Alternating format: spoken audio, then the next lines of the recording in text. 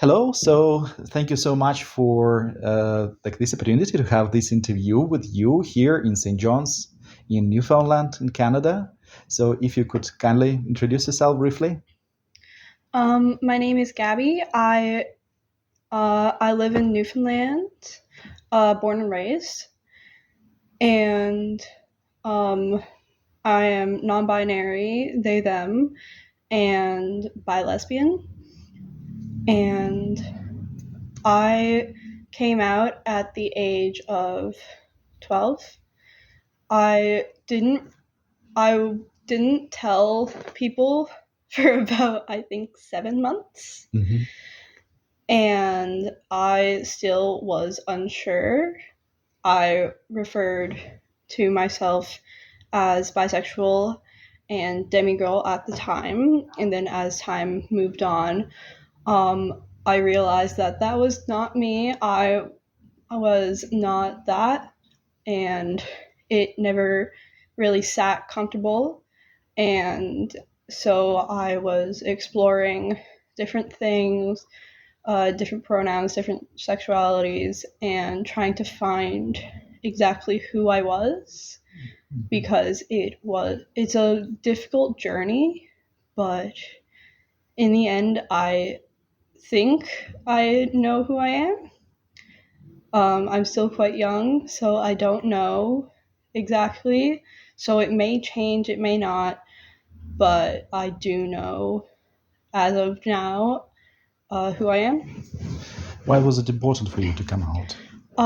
I felt it was important because I never really felt comfortable when, like, people would always ask me, um, so are you dating anyone? Blah, blah, blah. And they would always ask about boys. And I was like, nope, Mm-hmm. it was never really the case. And I found that I was never really overly attracted to guys, but sometimes was. Mm-hmm. So it was interesting to figure myself out and find the different terms of what I am.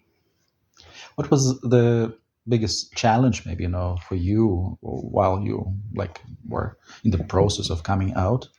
I think it was that my entire friend group was queer, so they were also helping me, but we were also like the queer group in the school, so that also attracted a lot of attention and homophobia towards us. And it was difficult sometimes to go around the halls without getting stared at because of who I was. In your opinion, why was it important, for you to come out at this early age, not to wait, let us say, till the age of 18 or like later? Because I didn't want to feel like I had to hide who I am and what kind of person I am. Because if you hide, then it'll just be to the point that it was too late. If you could just addressing this world, because in some places, on this planet, unfortunately, queer folks, and queer children, in particular, are in the situation when they find it practically impossible to come out, and for different reasons, and so just uh, from your standpoint, let us say, like in Belarus, for example, in Eastern Europe, but not only in Belarus, actually, in quite a few, unfortunately, other countries around the world. So, what would be your maybe advice to the queer folks, to the queer children? When they are considering, actually, just how to move forward, just how to questioning themselves, maybe, just how to, if to come out or not, and all this, how, what would you advise them? What would you advise their parents and their peers? I would say, depending on who you're coming out to, if you've never actually brought up the queer community before and don't know if how they'll react, do the queer test, drop some hints about it, and see how they'll react, and see if you will be safe. coming out, depending on who it is too. If it is family, it will be tough, and definitely check to see how they would react and see if you would be safe. If it's your friends, if they don't accept you for who you are, they're not your friends. They're just people that were just obstacles in your life and that you do not need.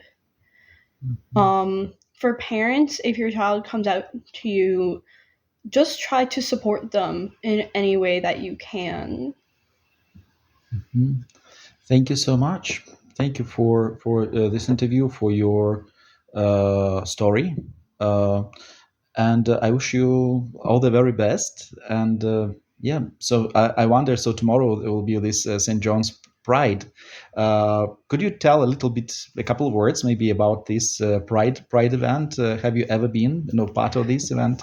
Last year I was watching it for the first time, and I went with my sister and I watched, and we actually found the sensory section, which we both have trouble with noises, and for me it's loud sudden noises. I just get very overwhelmed, and my sister is also gets very overwhelmed by loud noises or constant loud noise. So sitting in the sensory section definitely helped because we could hear the music from far away, but when it got closer they would turn it all off so that way we could feel okay and not overwhelmed by everything. Mhm. And this year I will be walking in the parade with my sister and a couple friends. Mhm. That's great. I wish you to have fun during St. John's Parade. And yeah, so just one more question. Will it be your first parade actually? Or have you been to like Toronto Pride or some other Pride events? No, I have not Mhm. really been to a lot of Pride events yet, but I hope to in the future. And I have not walked in a Pride parade before, so it's gonna be fun, hopefully. Yeah. Why do you consider it important actually to have those Pride events like here in Canada? Because like generally there are already like laws that defend like queer folks and me that somehow like queer community feels protected in the country and so but in your opinion like why is it important to have those Pride events? I think it's important to show people that we are an accepting community and that they it's okay for them to tell the people that they are there and there is nothing that they can do to take us away. Mhm. That's great. Thank you so much again, Gabby, and I wish you all the very best. Thank you. Thank you. Thank you.